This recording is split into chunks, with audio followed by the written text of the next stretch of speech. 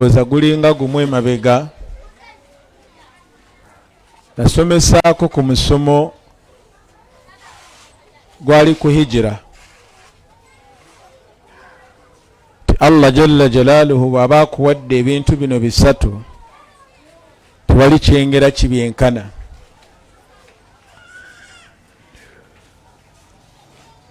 Sihatul mu'taqad, Allah okuwa enzikiriza entuufu.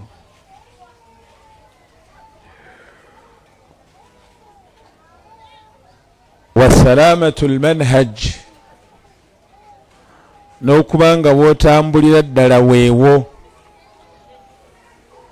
Ekkubo ly'okutte mu bulamu lyotambulizaako obulamu bwo nga lyeryo Allah subhanahu wa ta'ala lyayagala otambulireko. Weekitiibwa Allah subhanahu wa ta'ala n'akulonda nga ddala mu butuufu okuyimirirako, okutambulako, okukolako, okwogerako, ogoberera obuwufu obw'oweekitiibwa Nabbi Muhammadin sallallahu alayhi wa sallam. Allah baakuwadde kinene. Abantu bangi subhanahu wa ta'ala Allah jalla jalaaluhu be yatonda nga hayatuhum alhayawaanu afdalu minhum, ng'obulamu bwabwe ebisolo bibasinga obuki obulungi. Si bigambo byange, Allah jalla jalaaluhu agamba nti am tahsabu anna aktharahum yasma'uuna aw ya'qiluun inhum illa kal an'am bal hum adallu sabila. Gwe muli olowooza abantu abangi boolaba bawulira oba bategeera, inhum illa kal an'am, balinga bisolo, bal hum adallu sabila, mu kubula bakirako n'ebiki n'ebisolo. Mu musomo ogwo nina ensonga gye nnali njagala tutegeere ti laysa kullu man tasamma bi ismi al-islam, si buli ayeeyita nti musiraamu nti mutuufu. وقد أحسن القائل وكل يدعي وصلا بليلى وليلى لا تقر له بذاك. Layla yali mukyala nga mubalagavu, naye nga buli muvubuka yeegwanyiza okuba nti Layla wuwe, Layla wange, Layla wange. Wa Layla la tuqirru lahu bidhaaka, naye nga Layla bonna tabakola ki? Tabaliiko. Kathiru mimman yadda'i al-islam, bangi abeeyita nti basiraamu, wal islaamu bari'un minhum ka bara'ati adh-dhi'bi min dami Yusuf, ng'obusiraamu bubali wala nnyo nga bw'olaba omusege bwe gwali ewala ennyo n'omusaayi gwa Yusufu. Bamba musoma ekyafaayo kya Yusufu alayhi salaam, baganda be bagamba taata we akalahu adh-dhi'b wama anta bimuminin lana walau kunna sadiqin. Taata, Yusufu emusege gwakoze eki? Gwamulidde, naye tojja kukkiriza. Yakobo n'agamba omusege guno nga gulina ekisa ne gumwambula mu kanzu ne gutagiyuza. N'abangi abeeyita abasiraamu, obusiraamu buli wala nabo bali wala neki n'obusiraamu. Nasihati likulli muslim, kubuulirira kwange eri buli musiraamu, an ta'tani bihusni i'tiqadik wa salamati manhajik, faayo okulaba ng'enzikiriza yo ntuufu n'ekkubo ly'okutte okugoberera obusiraamu nga lyekkubo nabbi sallallahu alayhi wasallama liyakulekako ahlul athar bannannyini buwufu obwo Allah n'omubaka we sallallahu alayhi wasallam bwe yatwagaliza okubanga tukola ki tutambulirako. Omusomo gwenjagala tusomeko leero, bwe mba mujjukira omulundi ogwasembayo wano nasomesa ku mulamwa ogugamba agambye omulamwa ogugamba saaliwo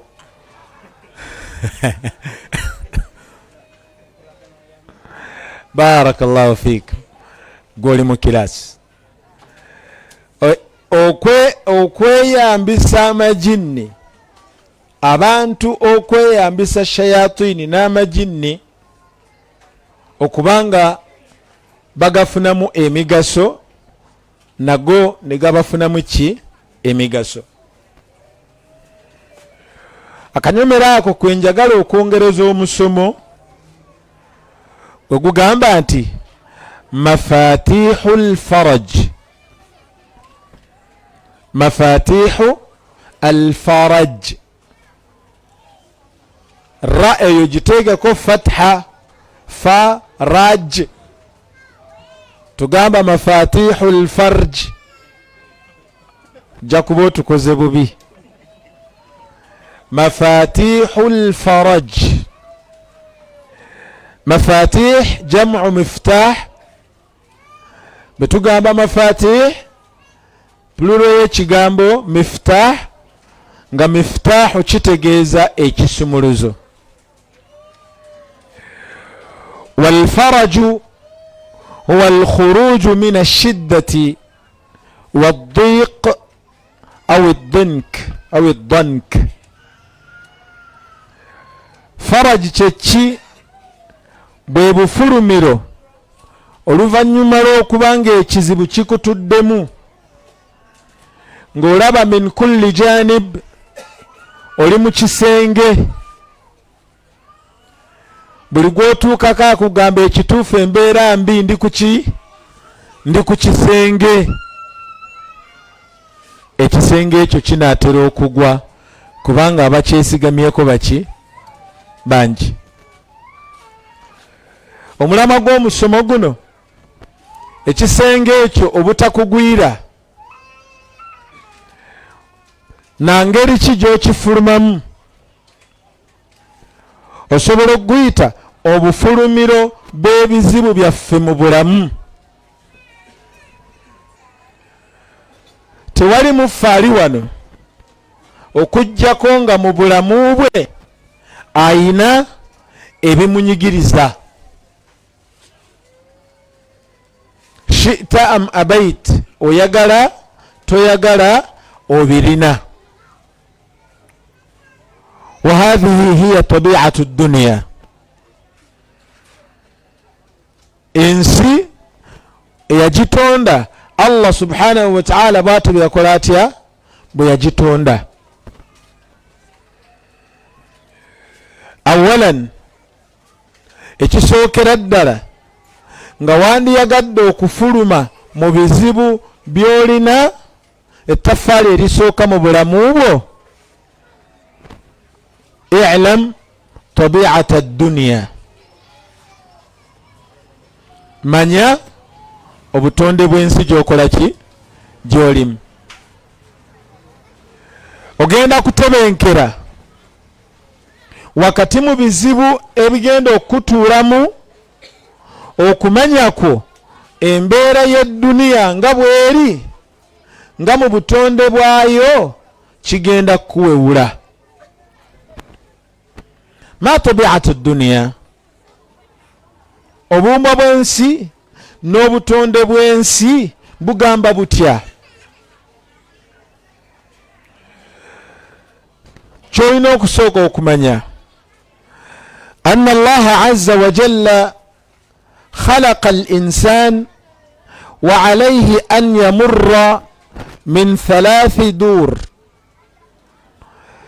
Allah bwe yatonda omuntu yamutonda ng'alina okuyitira mu bifo bya mirundi esatu. Shaa am aba, ayagala tayagala ayina okuyitirawo. Ekifo ekisooka innaha dunya wa tabi'atuha anna Allah azza wa jalla amzaja fihi alkhayra wash-sharr. Ekifo ekisooka ye duniya eno gye tulimu, Allah jalla jalaaluhu yatobeka yagattika ebirungi n'ebibi. Buli aliyita mu duniya eno, obutonde bw'edduniya kyatteeka olina okufuna ku birungi byayo nga bw'olina n'okufuna ku bibi byayo. Bwe ŋŋamba bibi ntegeeza ebikukusa. Oyagala toyagala. Fatabi'atu dunya fiha sihatun wa marad. Obumba bw'ensi mulina okubeeramu obulamu n'obulwadde. Teri mulamu atalwala. Tabi'atu dunya fiha raf'un wa khafdun. Obumba bw'ensi mulimu okusituka n'okukola ki? N'okukka. Tabi'atu dunya fiha ghinan wa faqr. Mulimu obugagga, mulimu n'obuki? N'obwavu. Tabi'atu dunya fiha sururun wa huzun. Mulimu okunakuwala, mulimu n'okusanyuka. Tabi'atu dunya fiha amnun wa khawfun. Mulimu okutya n'okutebenkera. Wa halumma jarra. فلا بد للمرء أن يمسه واحد من هذه kyatteeka ekirungi olina okifuna n'ekibi olina okikola ki? Okifuna. Oyagala toyagala, lan yahsuna laka alhayatu illa fil janna. Obulamu bwonna bubeere nga tebuliimu kakunyiga, ng'oli mu kifo kikyamu tuviire. Akugamba nti ye talina kizibu kyonna, oyo mulimba, tali ku duniya. Akugamba nti ye talina kabi konna era talina kalungi konna, oyo naye mulimba. Kubanga obutonde bw'edduniya Allah yabutonda ng'ensi mulina okubeeramu ebirungi n'ebiki. Allah jalla jalaaluhu agamba wanabluukum bisharri wal khayri fitna. Tujja bagezesa n'ebirungi wamu n'ebiki n'ebibi. Thumma khalaqa Allahu lil insani makanan akhar. Allah n'atonda ekifo ekyokubiri omwana Adamu mwagenda okuyitira la sharra fihi abada, ng'ekifo ekyo tekiriimu kabi konna. Innaha aljanna, yejjana. Yenna awulira obulungi bw'ejjana, in kaana aqilan, bw'abanga ddala alimu akatoola, yashtahi ilaiha, yeegomba okuba ng'abeera omu ku batuuze baayo. Kubanga temulimu kaki? Teri agenda kubeera mu jjana awulire ekimukosa kyonna. Tumusaba Allah atuwe ejjana ye n'okusaasira kwe. N'atonda Allah ekifo ekyokusatu ng'omwana Adamu nakyo yakitondera baana Adamu aljinnu wal insi wa huwa an-nar jahannama khalidina fiha man sami'a anha harab, man sami'a anha fazi'.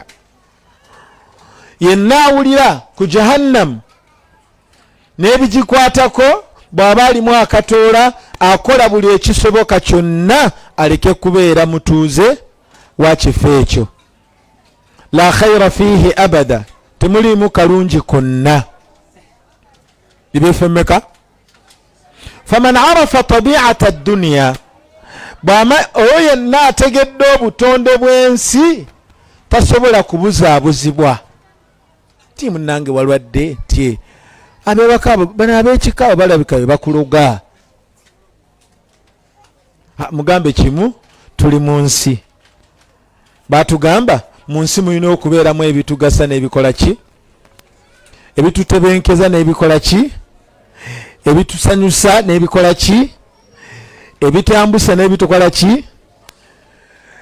Ategedde obuwumba bw'edduniya, bw'aba abadde mugagga bw'ayavuwala tanakuwala nnyo, kubanga akimanyi nti mu dduniya mulimu okwavuwala. Ate ab'omujja naye banayavuwala.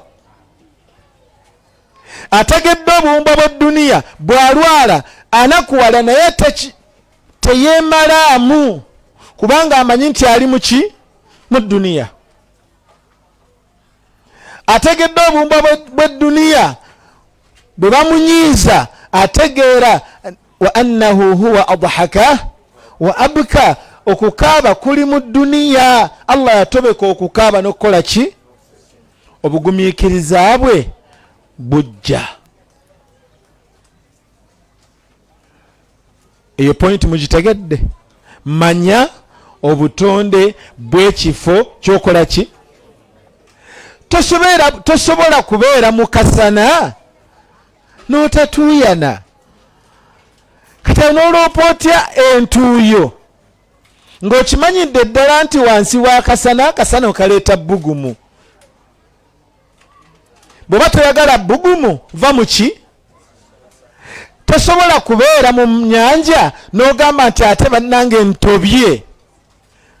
Obutonde bw'amazzi kukola ki, kutobya. Tosobola butalya n'ogamba nti ate no complaining nti enjala ennuma.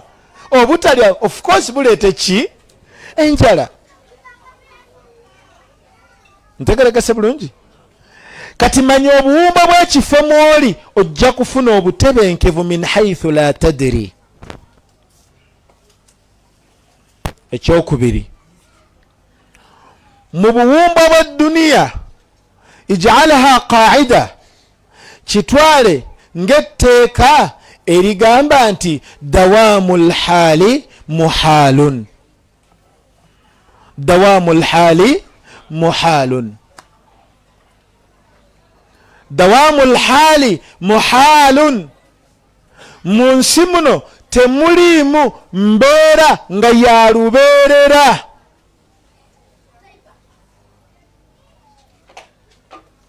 Idha ishtadda alhablu inqata.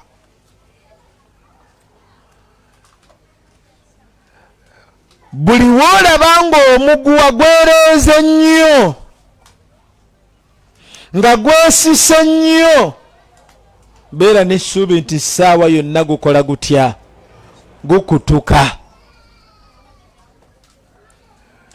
Buli woolaba ng'enzikiza ekiro kikunidde, enzikiza ekutte, gyekoma okukwata, kakasa nti bunaatera okukola ki, okukya. Buli woolaba ekire nga kikutte waggulu awo, kakasa nti ssaawa yonna ejja kukola ki, ejja kutonnya. Ebizibu bino bye tufuna mu nsi, tewaliiwo kizibu kya lubeerera. Either kijja kulekawo oba gwe kirekawo. Kijja kulekawo oba gwe okirekawo. Kiteeke mu bulamu bwo. Ennaku ne bw'enaabeera etya, luliba lumu n'ekola etya. Obwavu ne bwe bunaakuluma butya, n'otambuza engatto ne zigwa olubege, ne zijjamu ekituli, n'otambuza ebigere, kyaddaaki ojja gaggawala. obwabwe butabukulekeewo gujja bulekawo nga wayi akati kalire nkakwasiza seeka mugenda mu maaso n'ensonga naye nze nkivuddemu sikyatambula nga nsitamye kantambuleko nga ntudde bodaboda njibalekedde bannange ffenna gye twafa tulina be twalekayo ate nga waliwo n'abazaalibwa nga balina okuyitirawo awo gwe wava mu kwavula abavula baggwayo okutongenera kuwaliko nga bw'ogwawo bakutendera nti nnuma ekulabigwo abagwa baggwayo olina be wasikiza ekifo ekyo okugwa wakulekayo kati omusajja omukulu Seeka Kivumbi ne bamulaba wano ng'ayimiridde n'agwa agamba Seeka abadde ki so nga ate omwana w'omwaka ogumu myezi bwagwa bagamba kyabuki kya bulijjo tabia. Lwaki tetwetebenkeza n'ekyo bwebanga ebizibu bituluddeko n'otasikirizibwa kugenda mu kusamira n'otasikirizibwa kugenda mu riba olw'okuba obwavu bungi n'otasikirizibwa kukola ekyo ky'otagwanidde kukola. Mu bisumuluzo ebinaakujja mu bizibu ekisooka kwe kumanya kwo obutonde bwaki obutonde bw'ensi gy'olimu. Obutonde obusooka tugambe nti mu nsi mulina okubeeramu ebirungi n'ebiki.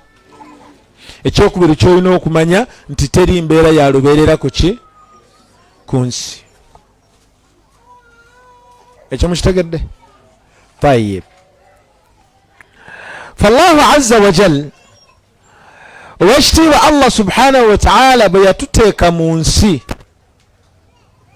ensi eno Allah yagituweesa ddembe era ensi eno nga mulimu mirembe. Eno mukaddima ey'ekisumuluzo ekisooka oba kyakubiri. Yagituweesa ddembe era n'ateekamu emirembe. Bwe mba muzzeeyo emabega bwe mba mbajjukizzaako kati ni mujja kijjukira bwe yali atuweeta mu nsi Allah bamalayika bagamba ataj'alu fiiha man yufsidu fiiha wa yasfiku ddima. Genda kuteekamu abagenda okwonoona ku nsi bayiwa emisaayi. Wa nahnu nusabbihu bihamdika wa nuqaddisu lak. Eddembe eryo n'emirembe egyo gye twali tulina mu nsi ffe root cause waagyo okuba nga gitugendako. Mu lulimi olwangu ffe tweyonoonera. Bwe tuba nga ffe tweyonoonera kitegeeza era ffe tulina okwerongooseza.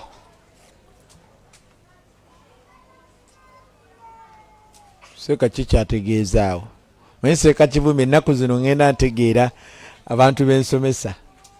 Luli nasomesanga ne mmala okusomesa ne babuuza leero Seeka asomesezza ku ki?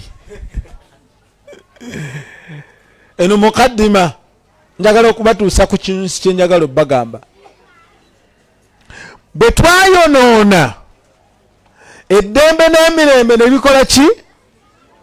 Ebizibu bye tulina ffe twabyereetera. Wama hiya bye biriwa ate bye tukaaba adh-dhunubu wal maasi. Obujeemu okujeemera Allah jalla jalaaluhu n'okwonoona kwaffe kutuleetera ebizibu mu nsi. Solution nebeera ki? At-tawbatu wal istighfar kyekisumuluzo namba 2. Yenna ayagala okufuluma mu bizibu, okufuluma mu nnaku, kola ki? Istighfar. Allah agamba atya? Nuhu alayhi salam bwe yali agamba abantu be yabagamba faqultu astaghfiru rabbakum innahu kana ghaffara يرسل السماء عليكم مدرارا ويمددكم بأموال وبنين ويجعل لكم جنات ويجعل لكم أنهارا. هود نابغامباتيا وأن استغفروا ربكم ثم توبوا إليه يمتعكم متاعا حسنا ويؤتي كل ذي فضل فضله.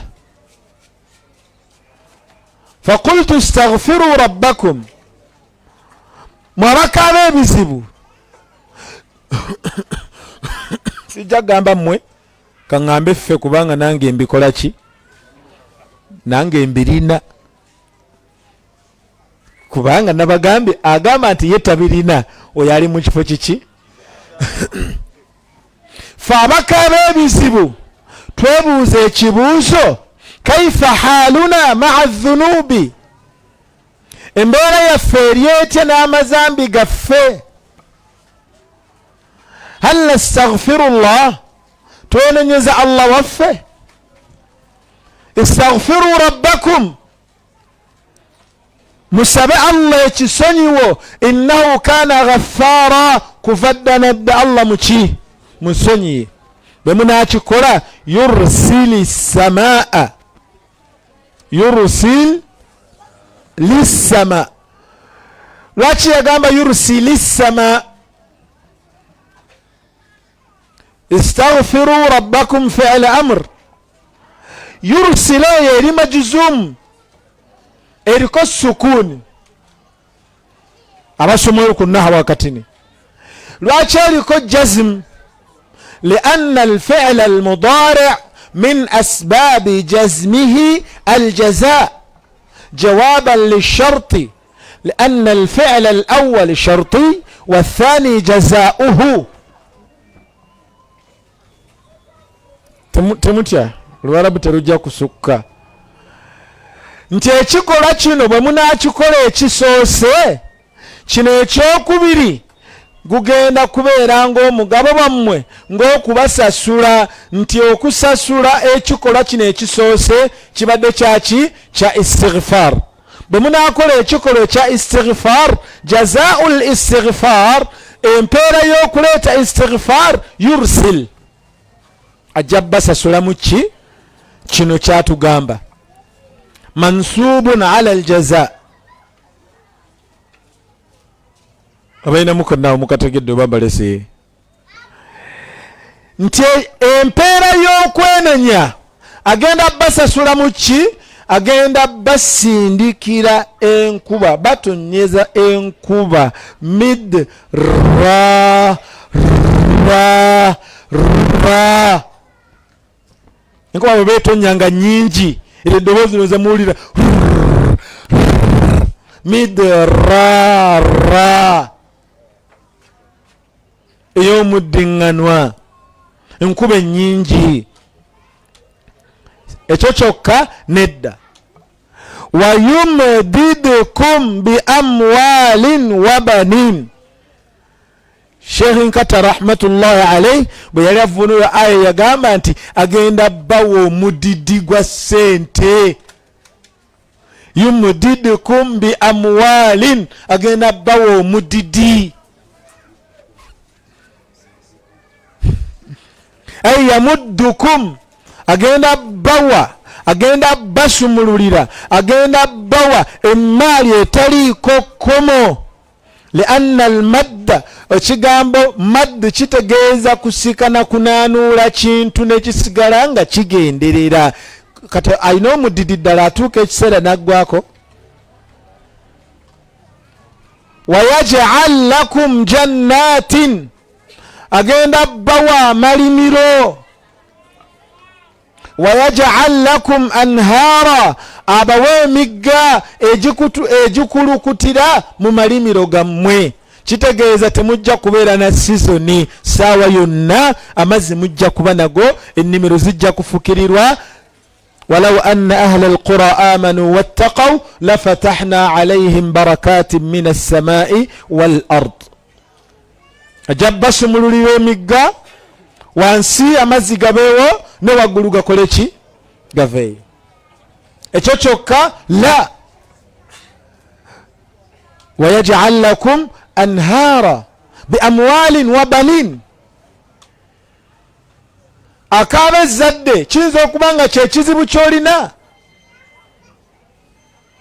Omaze mu bufumbo emyaka 10 okaaba ezzadde, myaka 3 okaaba ezzadde, mwaka gumu okaaba mutebe okwogera nga mugereesa tuleese muto bw'atazaale. Gwani yagamba nti obufumbo okuzaala? Gwani yagamba nti omukyala atazaala tafumbirwa?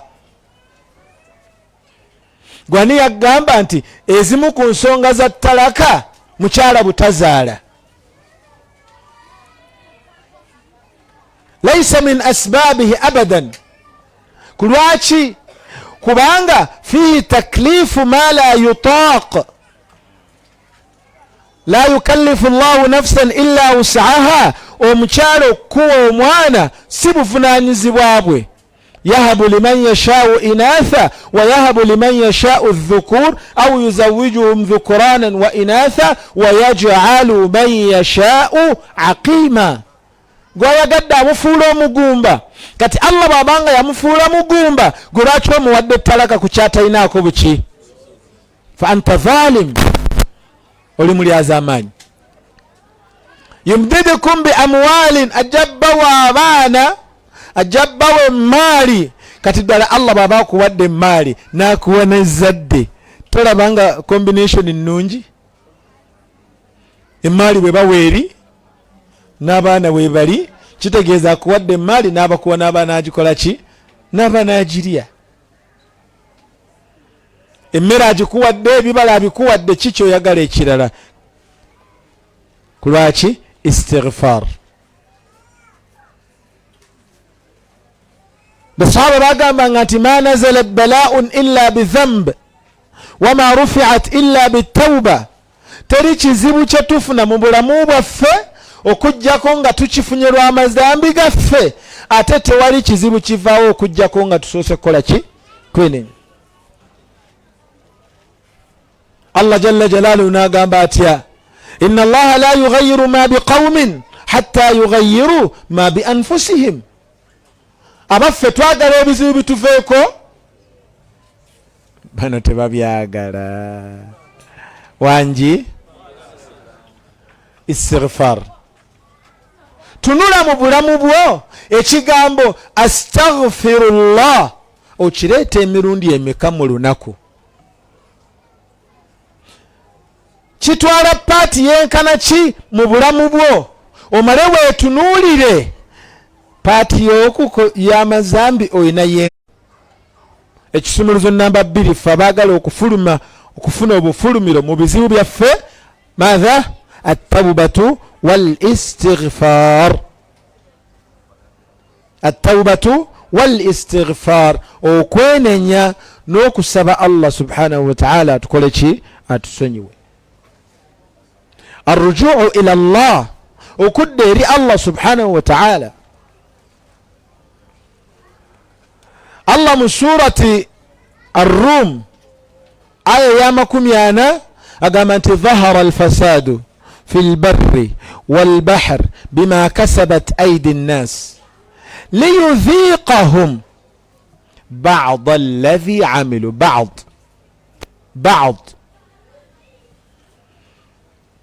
ebizibu bye mulaba bye tulina ku lukalu ne mu nnyanja, bima kasabat aydi nnas, lwa bikolwa by'abantu. Lwaki Allah atuleetedde ebizibu ebyo? Liyudhiqahum ba'd alladhi 'amilu, atulozesa ku ebyo, ebimu ku ebyo bye twakola, ebimu ku byo, ebirala n'atusonyiwa. Ku lwaki? La'allahum yarji'un, wattawbatu min taaba yatubu taubatan ay raja'a yarji'u ruju'an wa huwa al-inabatu ila Allah. Tauba kitegeeza kudda eryani eri Allah subhanahu wa ta'ala. Olw'amazambi ge tulina twasuka ekkomo we tulina okukoma twayitawo, kati Allah atuyita nagamba ya ayyuha alladhina amanu tubu. Taaba yatubu taubatan kitegeeza raja'a yarji'u ruju'an, okudda. Siraamu avudde eri nga bamugambe nti hayya ala salah, bamuyitiddewa ku muzikiti, kati n'ayitawo n'atuuka mu kkubo, omuzikiti n'aguleka emabega. Kati Allah amuyita, owange sula, komawo, ene gy'olaze si gy'olina okgenda. Musiraamu obwavu bumuluma, n'agamba kaakati mu bulungi ne mu bubi zo sente tukola ki? Tuzaagala. N'ayitawo Allah bwe yamugamba nti owange bw'oba ng'onoonya sente luno lusalosalo tolusukkanga. Allah agenda okulaba nga sula yakulira bamanerenda ku kyalo, sula yakulira ababbi, sula sula alabye ebizibu naye waddange. Kati Allah kwegwera wanga sula, komawo, tubu. Sula ne Kamada ne Ibula mukomeewo, bwe mulina okgenda mukoze mutya? Muyiseewo. Kyekigambo tauba. Bwe mumala okukomawo mumugambe ayi Allah tusaba otusonyiwe twayiseewo mu butanwa ya istighfar. Kale twabadde tetulina kuyitayo naye Kamado ne yabireese. Allah tusaba otusonyiwe tuddiremu. wa huwa alladhi yaqbalu at-tawbata an ibadihi. Allah yo yakkiriza okudda kw'abaddu be. Bali babagamba nti mujjenga bwe muli. Wa ya'fu an kathir. Bamala okukkiriza okudda kwabwe, ebisigadde nakola ki?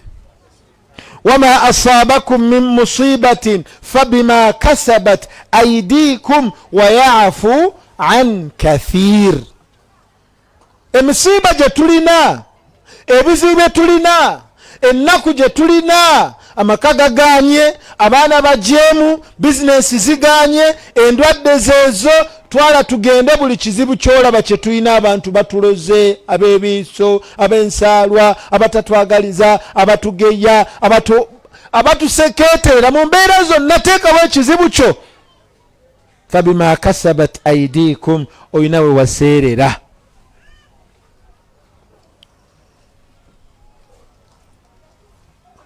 Nkyali nammwe byensomesa leero mubitegeera. Alhamdulillah. Ekisumuluzo namba 2 tugambye eki? At-tawbatu wal istighfar. Tawba kitegeeza kudda eri Allah, istighfar kitegeeza kumusaba kola ki? Kutusonyiwa. Kubanga bw'atatusonyiwe, solution ya Allah nyangu. Inna Allaha yumhil wala yuhmil. Asobola tulindiriza naye teyeerabira. Ekibonerezo eky'omusango gwe wazza mu 2:5 asobola okikubonereza mu 2:26 nga tokyabijjukira nako. Gomere ddala ennaku zino ddala mutuufu nsaala, fajiri mujjama, darusu nzigendamu, kati Qur'ani uyo nsoma ne Qur'ani, naye kati ddala mutuufu Allah kikyanjagaza. Oyina kye wakola, wawola ebbanja ly'olina okusasulira. Tegerekese. Jabo boze bwene yaga Allahumma ighfir li dhanbi kullah. Allah byonna bisonyiwe diqqahu wa jillahu awwalahu wa akhirahu sirrahu wa alaniyatahu. Allah byonna sonyiwe ebyolwatu ebyekyama khata'i wa amadi wa sirri wa alani wa kullu dhalika indi. Allah byonna mbiyina ebyolwatu ebyekyama byennakola mu butanwa byennagenderera nga nkakasa nti nkola zambi. Allah byonna nkakasa nti mbirina. Abu ulaka bidhambi, Allah nkomewo nga nkakasa nti amazambi gonyina. Naye Allah si kwewaanirako, nkakasa nti ngalina. Naye Allah sonyiwa, teri mulala agenda kunsonyiwa. Allah bwewanga riziki yange ekigifunzizza, mazambi gano Allah gajjeewo. Sina busobozi bugejjako era gwagenda okuganzijjako n'ebisumuzo bya riziki gwabirina. Allah nsonyiwa, tegafuuka ekizibu riziki n'efunda. Allah omukyala mujeemu, bw'obanga amazambi ge gafuuse ensonga, Allah gajjeewo, ompa obujeemulukufu bweki bw'omukyala. Bw'aba mwami nga riziki agifundizza amaka gaganye, mugambe ayi Allah, bw'obanga bujeemu bwange ngondeza omwami wange, sonyiwa amazambi gange ayi Allah. Wayafu an kathir, bingi Allah byatusonyiwa byetutamanya nako nti abikoze eki, abitusonyiye. Naye bw'olabanga Allah jalla jalaaluhu akubonerezza, kakasa nti omukululo gugenze gukola ki? Gugenze guwera. Takubonereza ku mulundi ogusooka, naye akimanyi. Wa rabbuka al-ghafuru dhu rahma, musonyi ate musaasizi. Naye amala kulaba nga naawe ogugubidde ku zambi, weefudde nampulira zibi, yaggwa mawaggali. Mpulirayo abasajja beeyita mawaggali.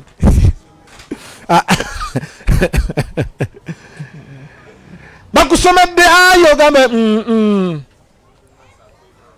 wafuuka mawaggali ku mateeka ga Allah, towulira. Kale kankugolera ettumba. Yamanyi oba kwowa n'akuziba maaso, oba kwowa n'akumenya magulu, oba mikono gyombi anaagimenyako, oba kansa gwanaleeta, oba mutima gwe gunaalwala, oba pressure, oba musujja, oba sukaali. Yamanyi okusinziira ye bwaweetinga weiti y'ezzambi lyo, agenda kugeraageranya agambe nti kati kino ekizibu kigende wasula mawaggali. Kizibu nkijjewo ntya? Tolonzalonza. Ekisumuluzo ekyokubiri bakiyita ki? At-tawbatu wal istighfar. Gobeera ku istighfar.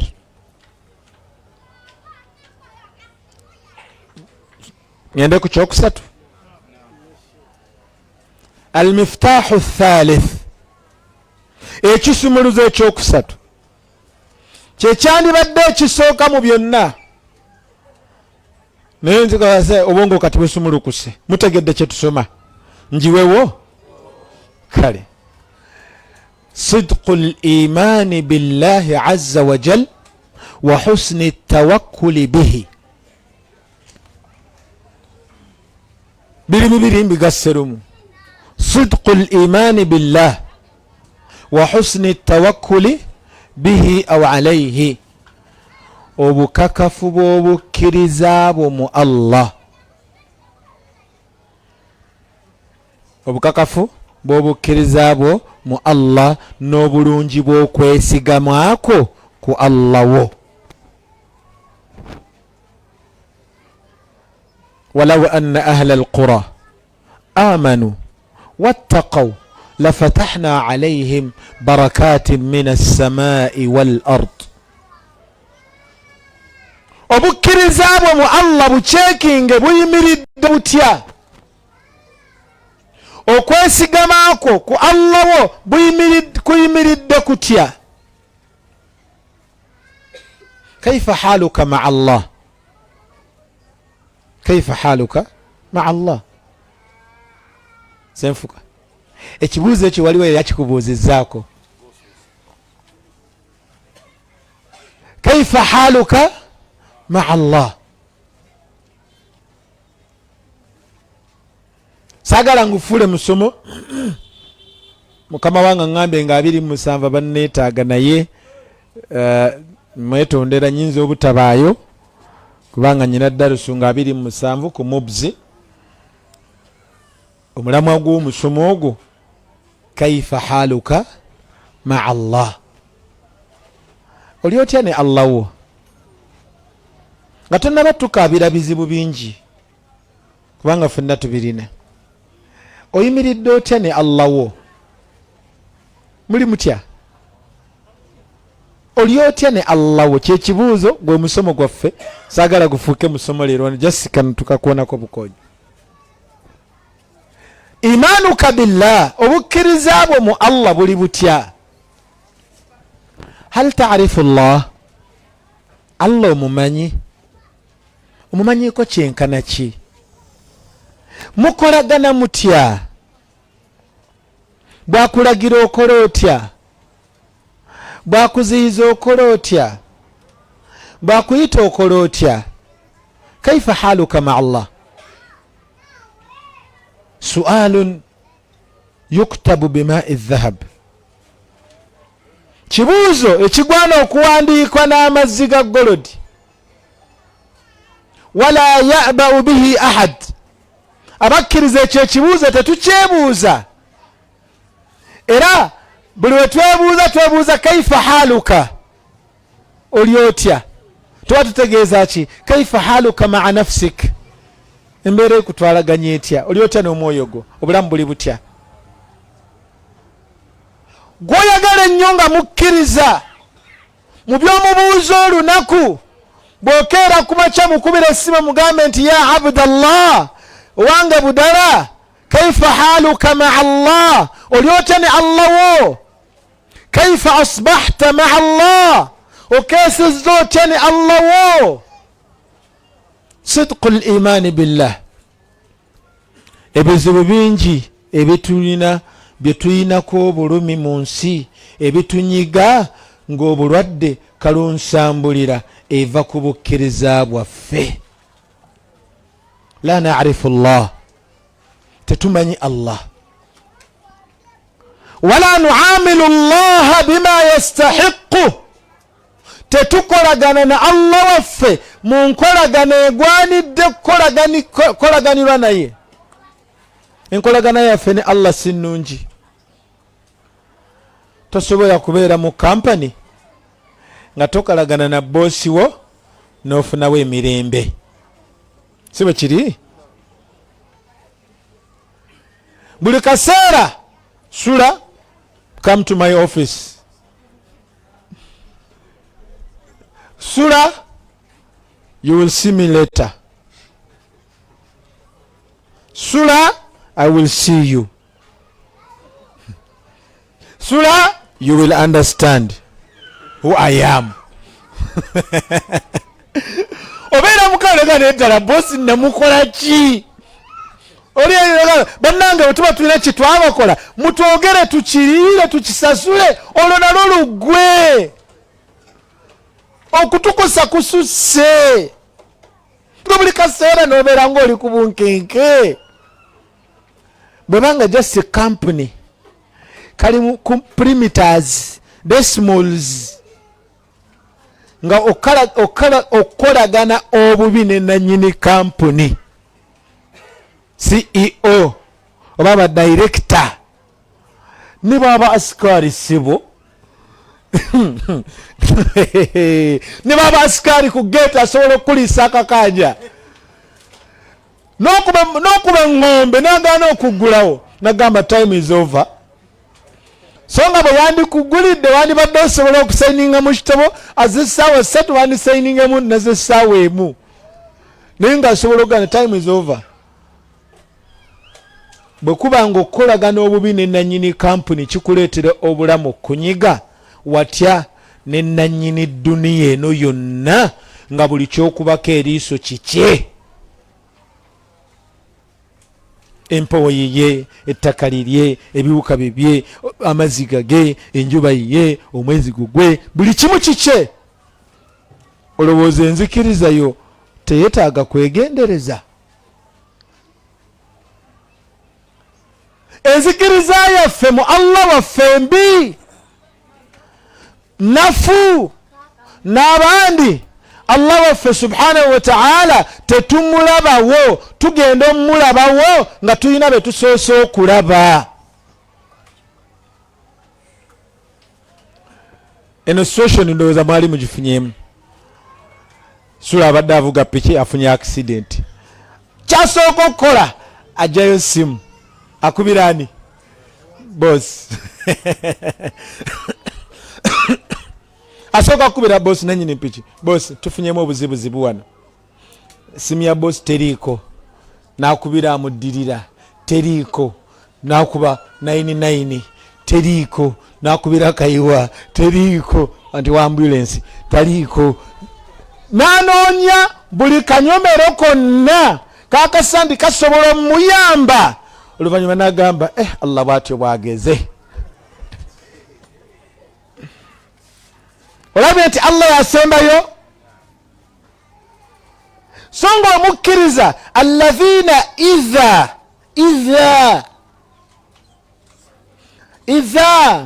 olaba nkaluddeko idha dharfiyya, dharfu makan wa dharfu zaman. Idha dharfiyya, dharfu kitegeeza ekiseera oba ekifo omutuukiddwamu ekikolwa, nti mu kaseera ako kennyini, mu kifo ekyo kyennyini olufuna ekizibu, asabatu musibatun qaalu inna lillahi wa inna ilayhi raji'un. Wakagwa moto okugulu kukutuse nga tonnalaajana nti maama nnyabo. Tetusooka bamaama basooka Allah waffe. Abalala bakulembeza ebivumo. Mbwa gwe agenda okumalayo mbwa gwe ng'ali mu mwala. Naba Allah bagenda okugeza nga kyekigambo kyekigenda okusembayo mu bulamu. Allah akubuuze nti ozze naki? Nti mbwa gwe.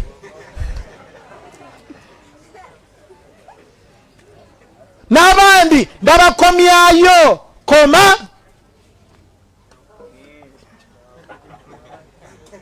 Laba Allah bw'ogenda omusisinkana n'ekigambo nti mu duniya kiki kyozze nakyo ekisembyeyo nti nkomye.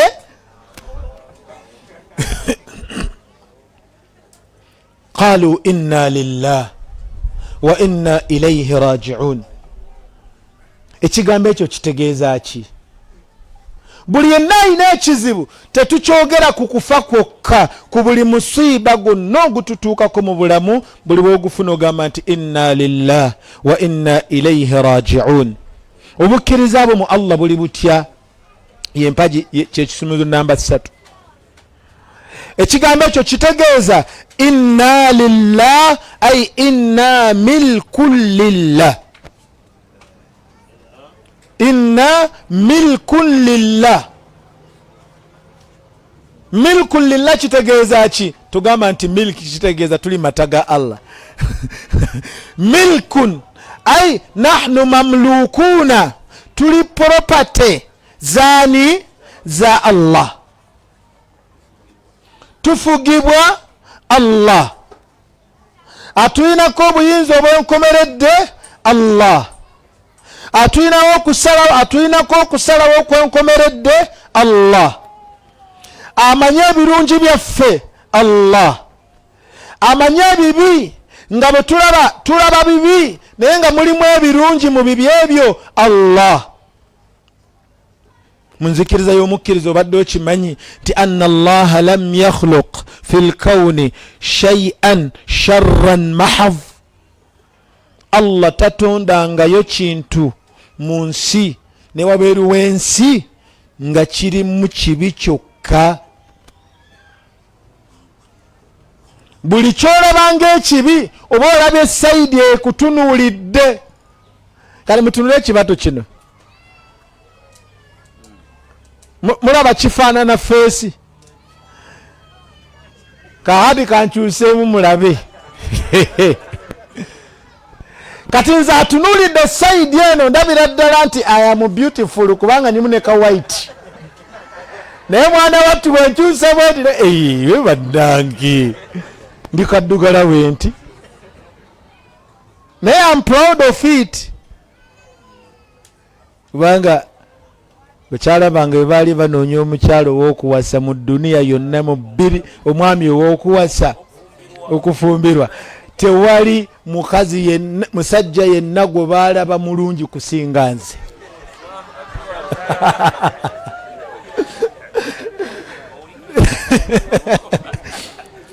baawo mulungi okwanya mulungi bwe wali onoonya okuwasa obwebutambala okufumbirwa ebutambala yonna wavaayo n'ova wuuyo busegoyiseewo wuuyo kampala enna nojje nekifuma gye wasibiraga ono mu nsi yonna ono yasinga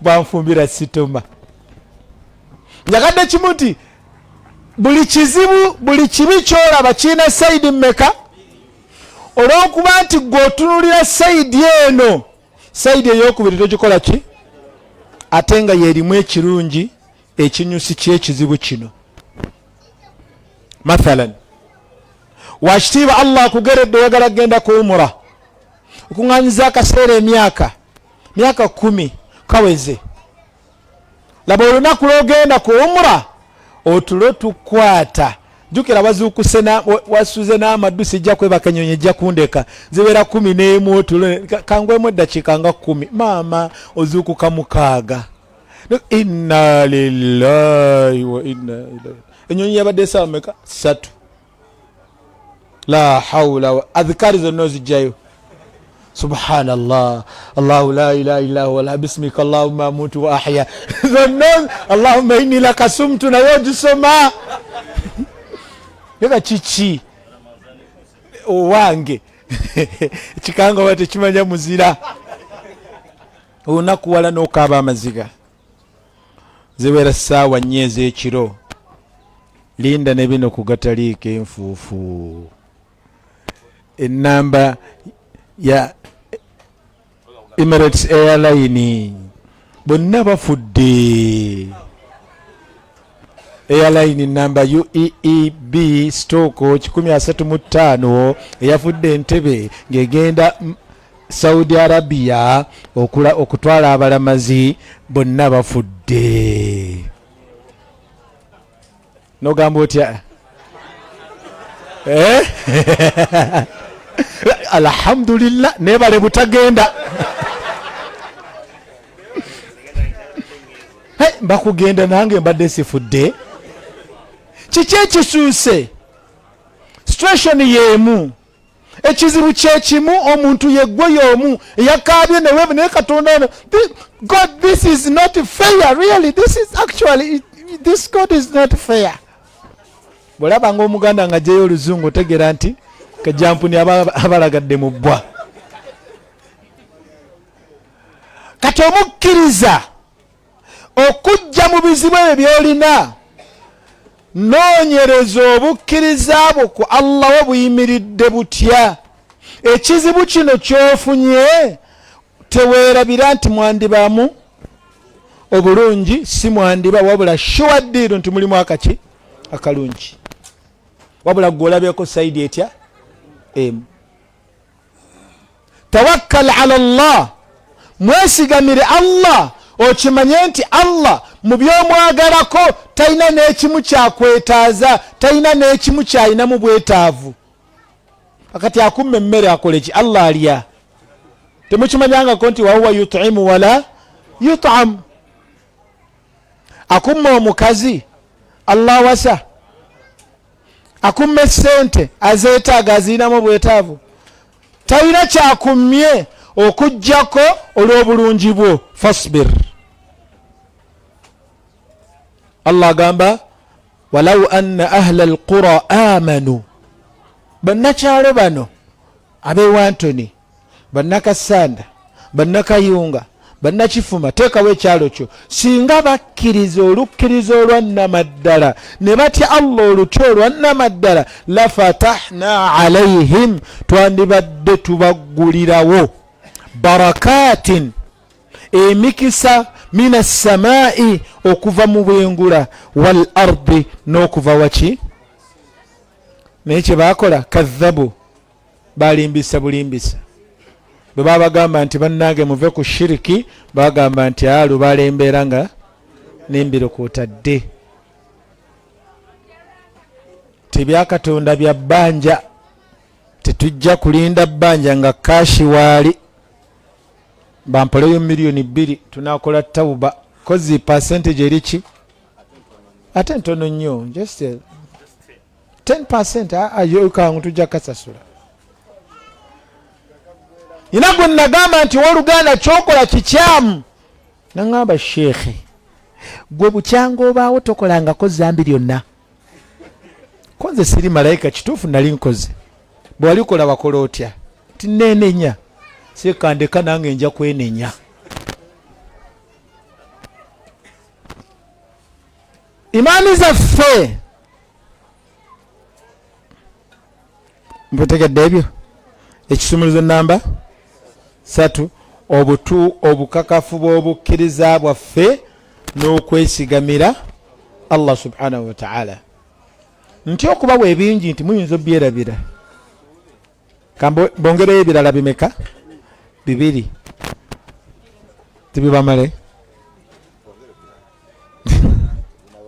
Njiweyo? Bismillah. Ow'Oluganda mu bisumuluzo by'oyina okuba nabyo bakiyita husnu dhanni billah. Husnu dhanni billah, okulowolereza Allah ekirungi.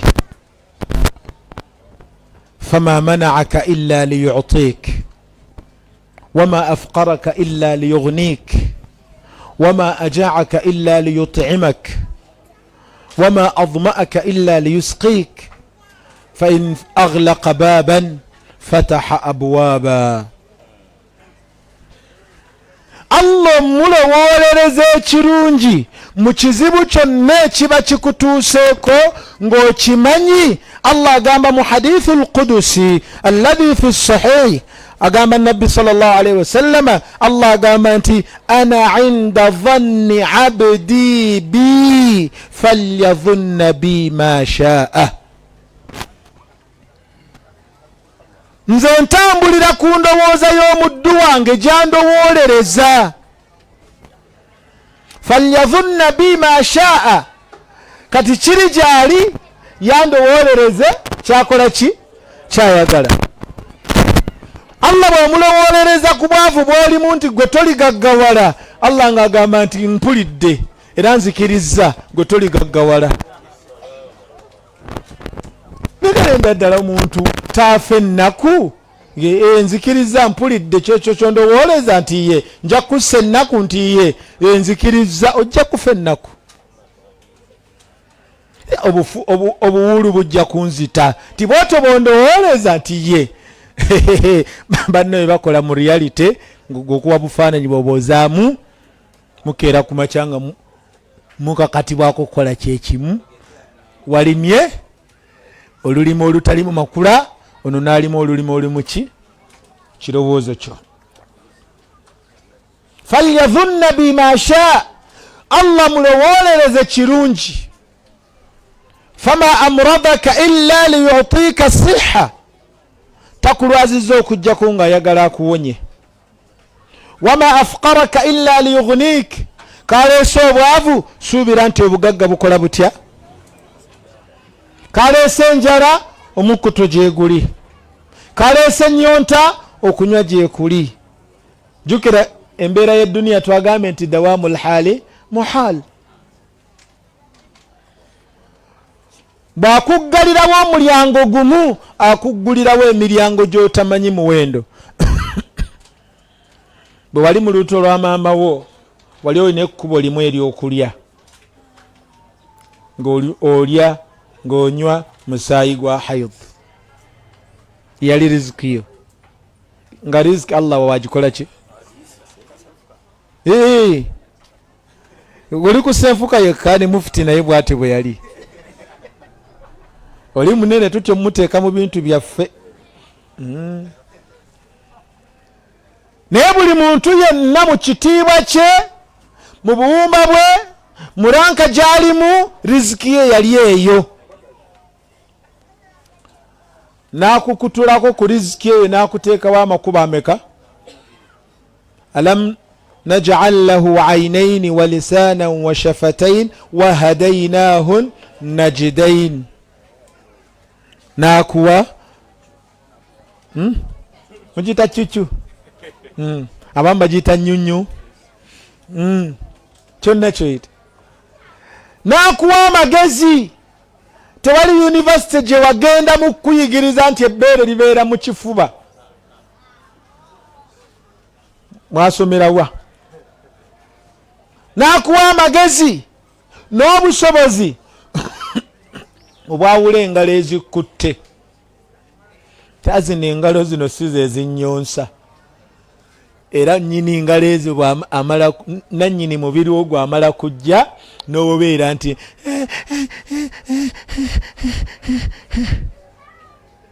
n'akuyigiriza enkwata. Era kasita bakwata bwe bati ng'otandika okulinoonya. Allahu akbar, fatabaraka Allahu ahsanul khaliqin. Twanibadde tumutegeera omutonzi waffe. Bwe bava ku bbeere, nsaba ombuulira amakubo ameka g'olina g'oyitamu okulya. Wakaaba maama n'atuuka n'okuteeka kamulali ku bbeere, olw'amakubo gano abiri agazibikidde takyayagala kuyonsa. Omanye ekizibu okuva ku bbeere bwe libeera. Olaba n'abakulu bakyagakaayanira. Kati olwo babebi.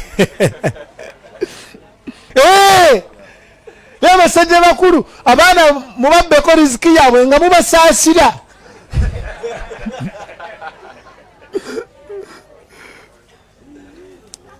Ekyo kitonde kiviikako.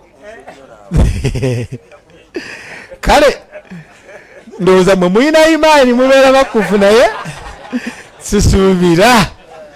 Ndaba ku kyalo maddu n'eggomba temuvaayo. Allah bwe yakuggalirawo amakubo agaabiri omuyitira riziki y'amata, oyina amakubo ameka olwaleero? Fene leeta, miyembe leeta, bikajjo leeta, mapaapaali leeta, miyembe nja kulya, kedo leeta, munnanga ate kasooli, n'ebinyeebwa sibiyita, zino mpengere, bino bijanjaalo, ono muwogo, kawunga, muceere, basmati, ono Pakistani, kipusi, kikene, kati kyennyanja, kikomando. Bannange nga tuyina bye tulya. Baatuggalira amakubo abiri, baatuggulira ameka? Nga tonnakaaba kugoba ku mulimu. Mulowolereze kirungi, Allah wo ayinza okuba ayina amakubo g'ayagala okuggulirawo ng'ate malungi okusinga ago. Mukyala anobye teweetuga. Fafi nnasi abdalun. Abantu balina alternatives nyingi. Waliwo akulinze nga wallahi agamba oyo ne mala mufuna wakapa. Sisobola muta. Buli ekisuulibwa tekibulwako akola ki? Suula nkole ki? Nonde n'obucupa kasasiro tubulondayo. Gw'oli mu byekyenkaniddeyo bakusuula kasasiro. Olaba ne nababi naye ayina owuwe amubeesabeesa. Katale ogwo omulungi bw'atyo. Kamutandika okwemoola nno. Muli balungi. Imaamu Shafii rahimahullah baafuna mas'ala. Oba yali Imaamu Shafii oba Ahmed oba Abu Hanifa. Naam. Ng'oli yalayidde n'agamba nti, yagamba mukyala we n'amugamba nti in lam takuni ajmala min alqamari fa anti taliqa. Mukyala gwe bw'obanga toli mulungi kusinga njuba, kusinga mwezi, talaka. Imaamu bamubuuza nti abaaye talaka yanywedde? Imaamu n'agamba nti yanywedde. Omuyizi n'agamba sheekhi talaka teyanywedde. Ku lwaki? Allah yagamba laqad khalaqna al insana fi ahsani taqwim. Ahsan ismu tafdil. Twatonda omuntu mufaanana mu kifaananyi mu lutondo olusinga byonna bye twatonda. Kitegeeza omuntu asinga enjuba, omwezi obulungi. Genda ofumbe nalujja. Oli mulungi okusinga eki? Mubawaaneko ngamba gwe mwezi gwange, gwe enjuba yange. Bye bategeera. Muyite ssente, gwe ssente zange, gwe bulamu bwange, gwe bugagga bwange, gwe mirembe gyange, gwe ssanyu lyange. Gwasinga bonna nga sinnalaba yakusinga.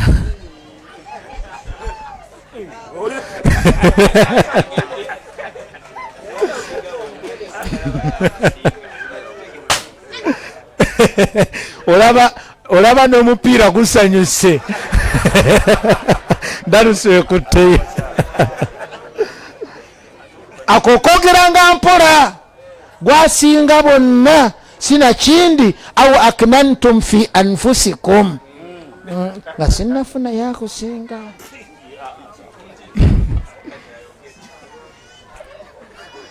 Mubitegedde.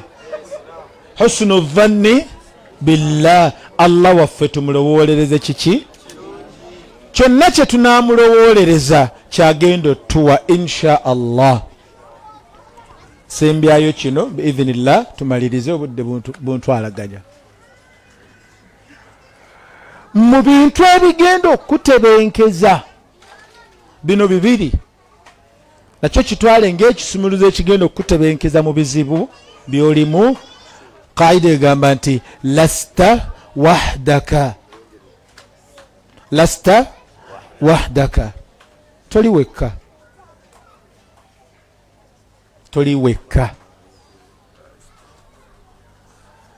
Bw'ogenda mu ddwaliro jo neeseza akajiri takola katini tekalabika naye mpulira kannuma. Bwe nkayiwamu amazzi muwuzi mpulira nga kammazeeko emirembe. Naye bwe ntwala akagalo kano akajirita kano akatayingidde wadde hafu inchi, n'ensanga omusajja azze ng'akutta olugalo nga baalusazeeko. Abuuza musawo olugalo lwe lukyasobola okuddako. Bwe ndaba akutta olugalo nange ayina akasale ka jirita, ku babiri gwani gwosaasira. Tonoonya bw'ogira amaziga go leo tebandaba. Musawo nze enteredde. Oba okyakaaba ekiwunu ne zireeta gwe baafunise ngo bamwabuluzzaamu wano ebyenda abikutte mu ngalo. Agaba musawo nnyamba abisawo byabiseewo musawo. Owakagala oba okyakaaba. Nayina baaba mu ddwaliro tero bagamba ekyafaayo kino. For my first time nali sikikkiriza. For the first time okulaba omuntu ng'afu bakuyita kufuuwa musaayi, ng'omusaayi gufuuwa bwe guti kuva wano ne wano ng'akutte bw'ati. Baali bantumye ngende ndeeta eddagala ly'abaaba mu ddwaliro. Nalina ennaku nembuuza abaana abali ku muzeeyi nti muzeeyi abadde ki? Ti muzeeyi naffe atutobedde tubadde tutudde awo n'afubutukamu omusaayi bwe fuufu. Kunza ate baaba wange ali bulungi. Bambi nga mulabye. Saddayo kunakuwala. Gy'okaabira ebizibu, abantu balina ebizibu. Gy'okaabira ennaku, abantu balina ennaku. buli kyengera ky'olina ng'ekyengera ku mubiri gwo waliwo akiyina ng'ekizibu kye. Ab'amaaso nga talaba, eyeetaaga amaziga, eyeetaaga akabubi, eyeetaaga gaalubindi, eza gaalubindi tazirina. Kugamba ekindeke ki? Oba okyakaaba okutambuza ebigere, waliwo akaaba ebigere. Oba okyakaaba engatto, waliwo abangi ebigere ebinaagendamu ki? Engatto. Ng'okaaba bigere byokka, waliwo atalina bigere, talina magulu, talina bigere, talina magulu, talina mikono, ate muzibe. Oba okyakaaba nti magulu ge sirina, waliwo atalina kitundu kya wansi kyonna, naye ng'ali anywa wano wonna nga talina. Okaaba lubuto lukuluma alusaazi, tugyeko naawe ekyejo. Waliwo akaaba ekyenda mwana ateeka ebyokulya, ng'ekyenda kyatambula akikutte bw'ati. Kaaba ng'olekamu, lasita wahdaka, ekyo kikugumye. Ennaku eyo togiriimu wekka. Okaaba bakuloga, waliwo gwe baaloga okuva ku jjajja ne ku muzzukulu Nakasato, bonna baloge, famire yonna bamawube. Otuuka mu famire ng'omuzadde taata oba maama yekka ye mulamu, nga baakwata kamada Ibula ng'asituka, aba yakakwata Ibula n'essula nga naye wuuyo, aba yakakwata emikono gyombi giri. Hafsa bw'avudde eri n'aleeta eccupa n'agimukuba ku mutwe. Kiki? Balalu. Ng'ennaku gy'alina talina ssente zitwala bantu abo butabika. Kati gobo kyakaaba yogamba alhamdulillah, nze gunnumaaluma mu gutera ne gusirika, naye ndi mulamu. Lasita wahdak, tonakuwala nnyo, toli wekka. Buli mulamu ali ku nsi ebizibu ebyabirina. Tuba tetubamanyi bumanya, naye Mungu wakubikkulira ku mabwaga abwe, lwotegeera nti ate gwe oli bulungi nnyo. Allah asaasire mukwano gwange mwali mbusuulwa munnange mukasande gwe tukakkalabe naye emirimu. Bwe nafuna akisidenti kugulu kuno kwakajja kutereere, mukulaba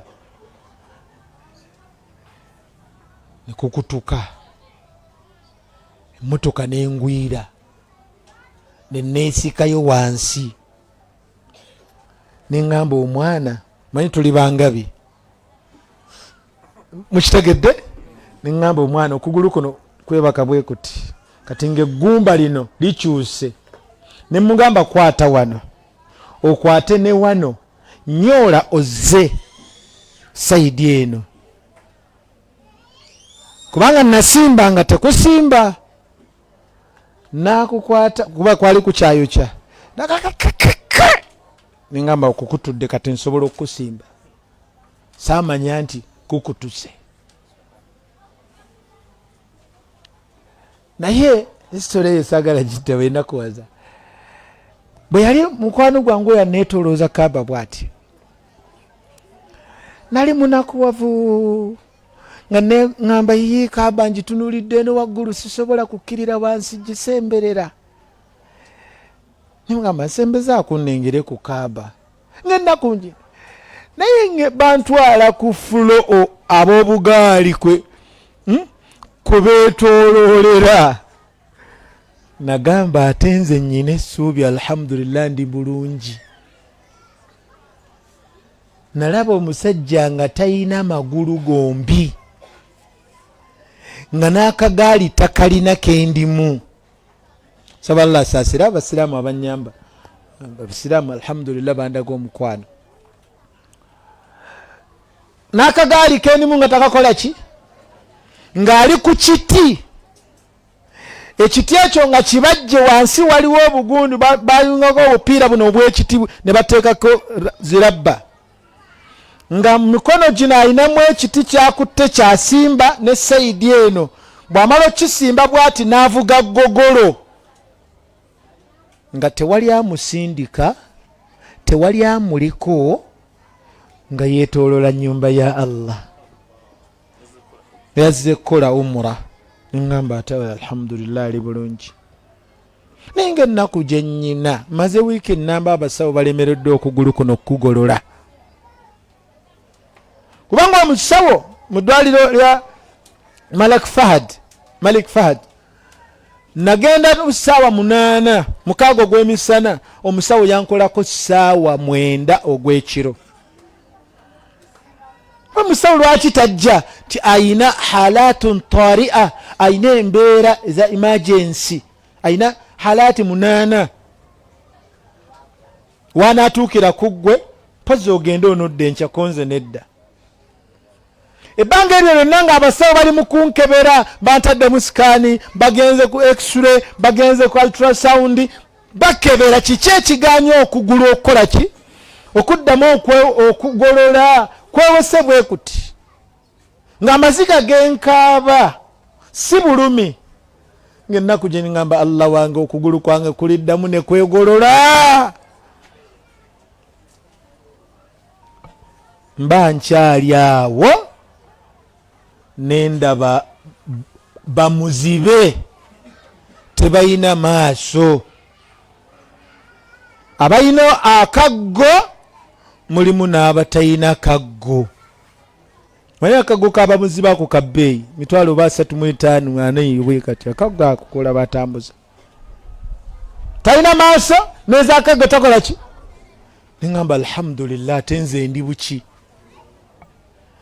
omutima gwo guno omubiri gwo guno ebizibu bye bino bitwaleko mu ntaana olabe be bateekayo bitwaleko mu limbo olabe abeebase bitwaleko mu malwaliro olabe abalina zi kansa emergency ICU ogendeko nebutabika gambe nabbi yatugamba sallallahu alayhi wasallama unzuru ila man huwa asfala minkum bwemmanga mutunula mu nsi mezaani mutunulirenga ababali wansiko temutunulira ababali waggulu kubanga abali waggulu bagenda balowoozesa nti temulina kemwali mukoze eki temwali mufunye ebisumuluzo ebyo bimeka betusomye 5 Allah tusaasire era kale ogira ogumira ku ebyo nga ne Allah subhanahu wa ta'ala bw'omusaba addu'aa'u yaruddu alqada saba Allah subhanahu wa ta'ala fa innahu yustaftahu bihi abwaabu as-samaa kyekisumuluzo kyokka kyokozesa okuggulawo amawanika gaani ga Allah subhanahu wa ta'ala وقال ربكم ادعوني استجب لكم musabe Allah mugambe mutegeeze mu lulimi lwotegeera teweekalubiriza na kunoonya luwarabu bimugambe mu lulimi lwotegeera oluganda mugambe nti ayi Allah embeera ekoze eki embeera ng'egaze naye Allah teri agenda gijjawo okujjako gwe togenda mu masabo tosamira tokola bijeemera Allah subhanahu wa ta'ala kubanga mu bujeemu oba oyongerako